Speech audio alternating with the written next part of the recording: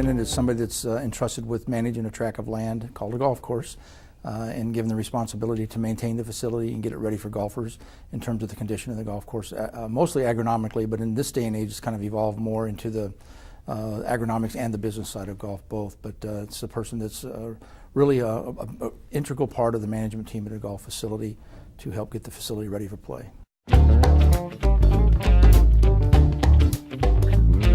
Sure. GCSAA is our organization, a professional organization for golf course superintendents for the men and women who manage golf courses, and we have about 20,000 members in approximately 72 different countries worldwide. And our responsibility as an association is to provide education and resources and networking opportunities for our members to allow them to do their jobs better. The Environmental Institute for Golf is our philanthropic arm, which raises money for environmental education research and things like that to advance the compatibility with golf and the environment.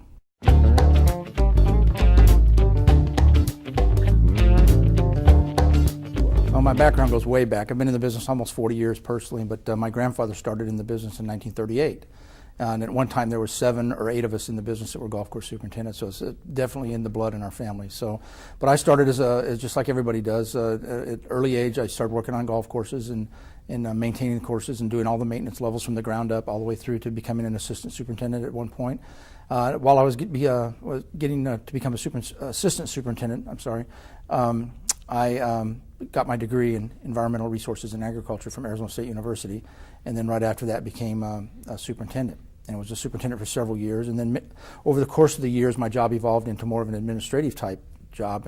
So I was managing not only the golf course and the agronomic side of it, but I was also in charge of the food and beverage operation and managed the contract for the golf professional and those types of things. So I was more of a general manager type position. And that evolved into my position at Torrey Pines Golf Course, where I was the golf operations manager, and had the opportunity to put on the U.S. Open in 2008. And then all of that time, during that whole time, I decided that I needed a little bit more business acumen and business background, so I went back and got my master's degree in business administration. So all of that led to me becoming CEO after all of that for 35 years or so in the business, led to me becoming the CEO in June of 2008. You know, I love it. It's a great position. There's no doubt about it. Now, we did have some challenges in 2009 with the economy, and so those are things that was the toughest thing to deal with. And I can honestly say, in my 40 years in the golf business, 2009 was one of the toughest years that we've had, that I've had personally, just dealing with all the issues we dealt with related to the budgets and things like that.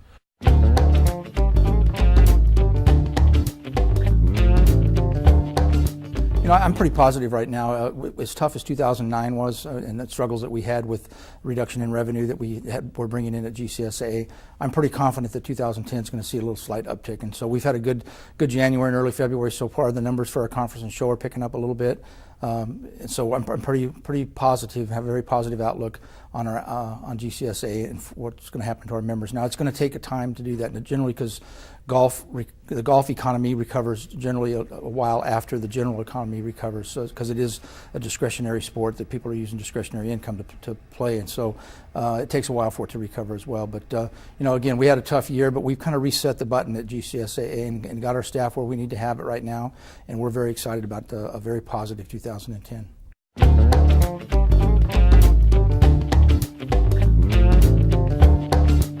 You know, one thing everybody in the golf industry can do, the simple thing is to play more golf. There's no question about that. But obviously, they can help support the programs that will grow the game. There's a lot of programs out there that are at the facility level, like Get Golf Ready, Play Golf America, and those types of programs that the superintendent can be involved in and support at the facility level.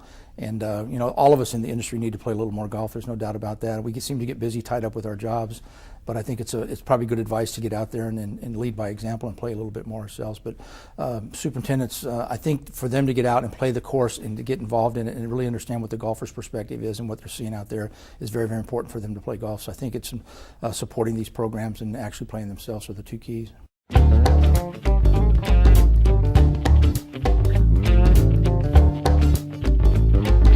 I'd encourage them to seek out their local superintendent, their local golf course, and that's where a lot of us started in the game, not only playing the game, but also working at a young age, and to go out there and try to get a summer job, whether it's working at the cart barn or working on the maintenance facility, at the maintenance, on the maintenance of the course, or anything that they can get involved and start learning the business at an early age, and then obviously continue their education all the way through that process, and at the point where they get old enough to really get a job, a full-time job, if they're interested and the interest is still there, I would encourage them to pursue it as best they can, because it is a great industry. It's a strong industry in spite of everything that's gone on with the economy. We have a lot of things going for us, and I think the future is bright in this industry.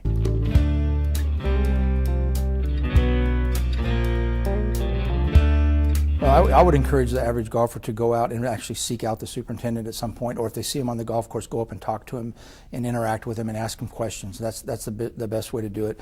But I also would encourage our superintendents to get involved in their board meetings at their club, post something in the clubhouse to talk about some of the things they're doing from an agronomic standpoint, and then contribute to the club newsletter, or a variety of different things they can get the word out about what they're doing on the golf course and why they're doing it.